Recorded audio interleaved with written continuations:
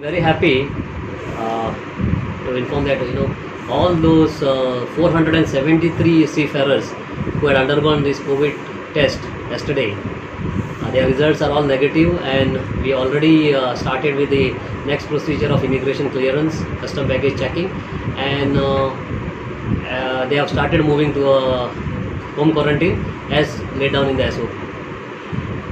Sir, how many passengers were there, and till now how many passengers you handled? Uh, we have handled two vessels. If you remember that last time Celebrity Infinity came with 1449 seafarers.